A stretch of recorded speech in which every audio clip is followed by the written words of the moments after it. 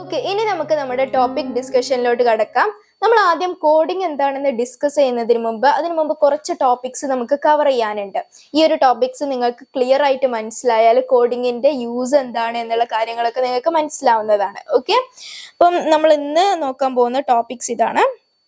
Overview of technology എന്താണെന്ന് നമ്മൾ നോക്കും. ഓക്കെ, നിങ്ങൾ എപ്പോഴും കേട്ടിട്ടുണ്ടാവും ടെക്നോളജിയെ കുറിച്ചിട്ട്. ഓക്കെ, ഈ ഒരു കാലത്ത് ടെക്നോളജിയെ കുറിച്ചിട്ട് എല്ലായിടത്തും സംസാരമാണ് അല്ലെ. നിങ്ങൾ ഏതൊരു സ്ഥലത്ത് പോയി നോക്കിയാലും അവിടെ ടെക്നോളജിയെ കുറിച്ചിട്ടാണ് സംസാരിക്കുന്നത്. മാത്രമല്ല, നമ്മുടെ ഈ ഒരു വേൾഡിൽ ടെക്നോളജിയുടെ വളർച്ച വലിയതാണ്. ഓക്കെ, നിങ്ങൾ എപ്പോഴും കേട്ടിട്ടോ ടെക്നോളജിയുടെ ഒരു പോക്കേ, ടെക്നോളജി വളർന്ന കാലേ, അങ്ങനെയൊക്കെ നിങ്ങൾ ഓരോ സെന്റൻസുകൾ വേർഡ്സുകളൊക്കെ നിങ്ങൾ കേട്ടിട്ടുണ്ടാവും അല്ലേ. അപ്പൊ നമ്മൾ ഈ ഒരു ടെക്നോളജിയെ കുറിച്ചിട്ട് നമ്മൾ ഇന്ന് ഡിസ്കസ് ചെയ്യും. അതുപോലെ തന്നെ ഈ കോഡിങ് ബേസ് ചെയ്തിട്ടുള്ള ഫ്യൂച്ചർ ജോബ്സ്, ഈ ഫ്യൂച്ചർ ജോബ്സിനെ കുറിച്ച് ഡിസ്കസ് ചെയ്താൽ നിങ്ങൾക്ക് ഈ ഒരു കോഡിങ്ങിന്റെ ഇമ്പാക്ട് എന്താണെന്നുള്ള കാര്യം നിങ്ങൾക്ക് കറക്റ്റ് ആയിട്ട് മനസ്സിലാവുന്നതാണ്. അതുപോലെ തന്നെ കുറച്ച് ഡിവൈസസിനെ കുറിച്ച് നമ്മൾ പരിചയപ്പെടും.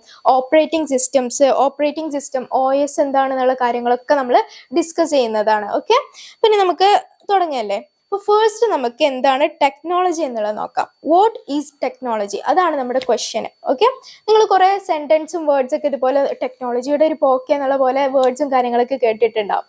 ശരിക്കും എന്താണ് ഈ ടെക്നോളജി എന്ന് പറയുന്നത് നമ്മുടെ ലൈഫ് ഈസി ആക്കാൻ വേണ്ടിയിട്ട് യൂസ് ചെയ്യുന്ന കാര്യങ്ങളെയാണ് നമ്മൾ എന്തെന്ന് പറയുന്നത്, ടെക്നോളജി എന്ന് പറയുന്നത്.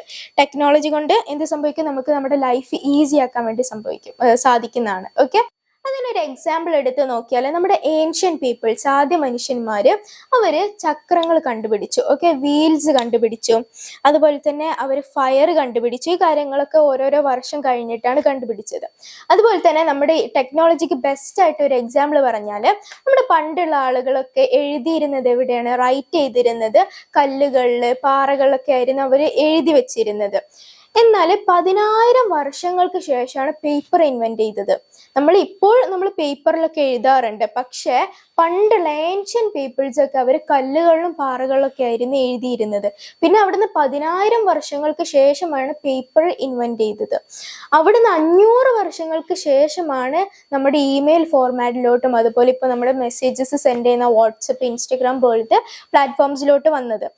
നോക്കൂ, എത്ര കാലങ്ങൾക്ക് ശേഷം ഓരോ കാലവും ഓരോ ടെക്നോളജി ഡെവലപ്പ് ആയിക്കൊണ്ടേ ഇരിക്കുകയാണ്. ഫസ്റ്റ് നമ്മൾ എഴുതിയിരുന്നത് എവിടെയാണ്, കല്ലുകളും പാറകളൊക്കെ ആയിരുന്നു എഴുതിയിരുന്നത്. അതും പിക്ചേഴ്സിലൊക്കെ ആയിട്ടായിരുന്നു, പിക്ടോഗ്രാഫി അങ്ങനത്തെ സംഭവങ്ങളൊക്കെ വെച്ചിട്ടായിരുന്നു എഴുതിയിരുന്നത് പണ്ട് കാലത്തുള്ള ആളുകൾ. എന്നാൽ 10,000 വർഷങ്ങൾക്ക് ശേഷം നമ്മൾ പേപ്പറിലോട്ട് അത് മാറ്റി, നമ്മൾ പേപ്പറിൽ എഴുതാൻ വേണ്ടിയിട്ട് തുടങ്ങി.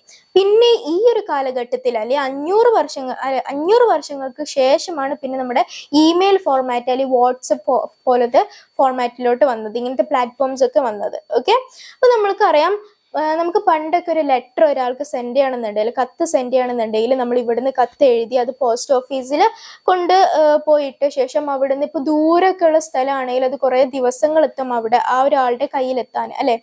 എന്നാൽ ഇന്ന് നമുക്ക് ദൂരമുള്ള ഒരാളെ കോണ്ടാക്ട് ചെയ്യണം, ആളുടെ കാര്യങ്ങൾ അറിയണമെന്നുണ്ടെങ്കിൽ ജസ്റ്റ് ഒരു മെസ്സേജ് അയച്ചാൽ മതി, അതിന് ഇൻസ്റ്റന്റ് ആയിട്ട് അപ്പോൾ തന്നെ നമുക്ക് റിപ്ലൈസ് കിട്ടും.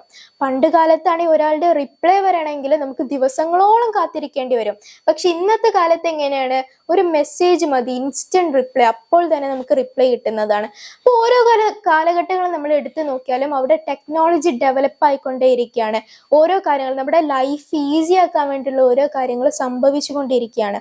അപ്പോൾ നമ്മുടെ ഈ ഒരു ലൈഫ് ഈസി ആക്കാൻ വേണ്ടി സംഭവിക്കുന്ന കാര്യങ്ങളാണ് നമ്മൾ എന്തെന്ന് പറയുന്നത്, ടെക്നോളജി എന്ന് പറയുന്നത്. ഓക്കെ,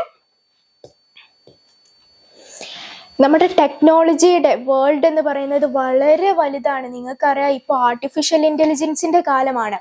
നമ്മുടെ മനുഷ്യന്മാർക്ക് മാത്രമുള്ളൊരു കഴിവാണ് ചിന്തിച്ച് പ്രവർത്തിക്കുക എന്നുള്ളത്.